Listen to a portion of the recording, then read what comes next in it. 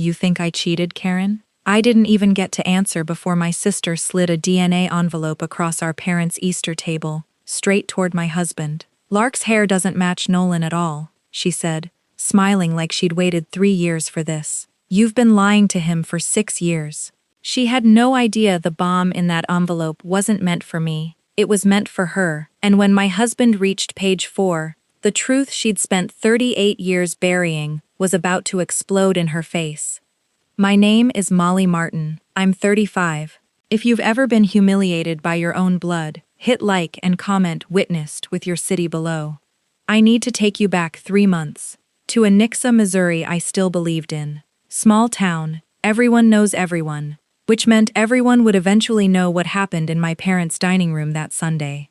My daughter Lark was born blonde, fine silver blonde hair neither Nolan nor I could account for, except for my great-grandfather Elmer, a recessive gene that skipped 2 generations and landed on her. Her pediatrician asked about it once when she was 2 weeks old. I answered, and I never thought about it again. Until Christmas. That's when Karen started. Nolan, you ever think Lark looks more like Molly's side, or someone else's? She asked at the table, in front of everyone. My husband set down his fork, looked at her for 8 long seconds, then picked up his pie. That was his answer. I thought it was over. It was the beginning. To understand why I didn't see it coming, you have to understand what 35 years in that family made me. I was the surplus daughter. Karen was christened, photographed, adored.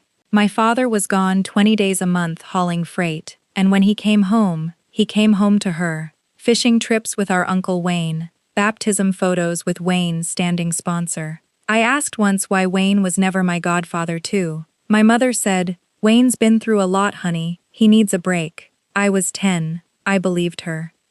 I didn't become angry, I became watchful. I became an ER nurse, because dying bodies are easier to read than family. And my family had been lying with theirs for 35 years. Through 2024 and into this year, Karen started calling Nolan directly. Vet questions about a neighbor's dog, always circling back to Lark. Has she ever asked why she looks so different? Nolan never mentioned those calls. He just kept screenshots, 52 of them, in a folder on his phone. He wasn't building a grudge, he was building a witness. In February, Karen texted him outright. If you want to know the truth about Lark, I can help you. Just say the word. He never replied. I saw the notification and said nothing. That night I stopped sleeping through. I started keeping my own list. The hairbrush at Christmas. The will Wayne left, leaving his 40 acres to Karen alone. Singular, not daughters. I'd filed that word away in 2019, without thinking twice.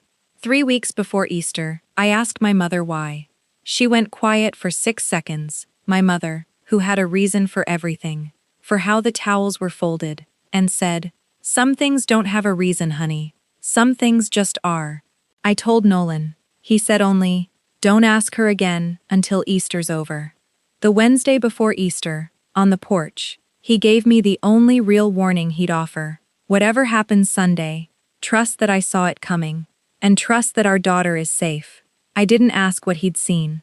In our marriage, when Nolan says he's seen it, I get ready instead. Here's what he'd seen, what none of us had let ourselves see for 38 years.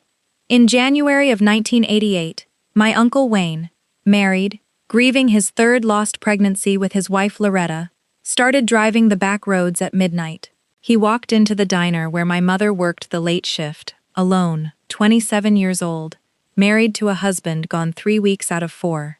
My mother's order book has one entry written in pencil instead of ink that night. Closed early, headache. I found that book in her garage this spring. I understood, holding it, exactly what she'd spent almost 4 decades trying not to remember. Karen was born in December of 1988. My father held her at the hospital with tears in his eyes. He never questioned it. He'd decided, the way my mother had decided, that the child she carried was his, because he was the husband, and he deserved her. Loretta held the baby for 14 minutes, and never once suspected. She died in 2010, still believing Wayne had been faithful. Wayne died in 2019, but a year before that, He'd quietly submitted his DNA to a small genealogy project out of a library in Branson. Maybe he didn't know what he was leaving behind. Maybe he did. Karen found that door open. In February, sitting at her empty classroom desk, she ordered a $149 relationship test online. An aunt and niece comparison, no maternal sample needed. She mailed her own cheek swab along with hair she'd secretly cut from Lark's hairbrush at Christmas. Then she waited, dropping little landmines at every Sunday dinner. The truth always comes out. Nolan logged every one in a notebook in his workshop. She thought she was warning him. She was foreshadowing her own life. The results came back at 3:03 p.m. on a Wednesday. Karen read them alone in her car in the school parking lot.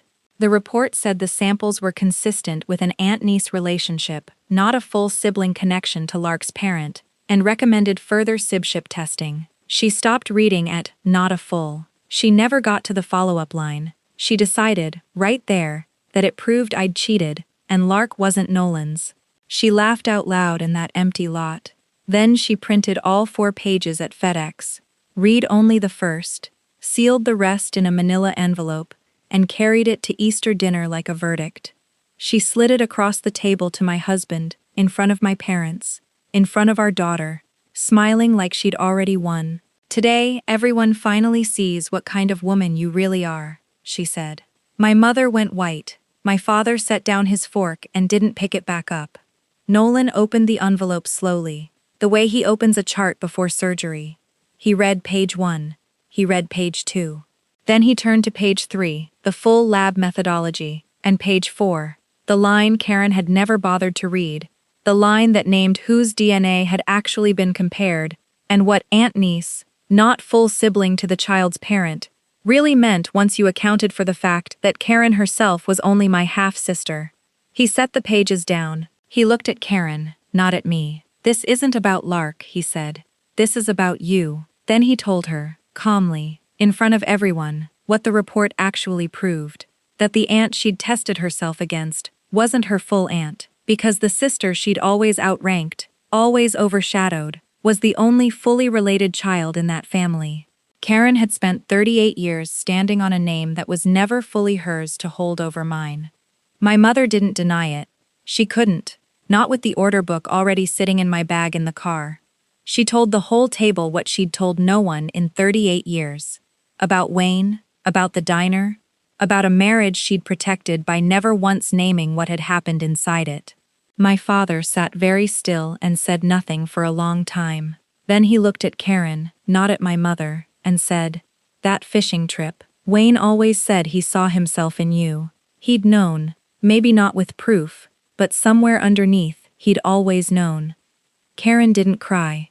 She didn't apologize either. She sat there holding 4 pages that no longer said what she needed them to say. In a house where the picture on the wall, her at 8, grinning, Wayne's arm around her, suddenly meant something entirely different to everyone looking at it.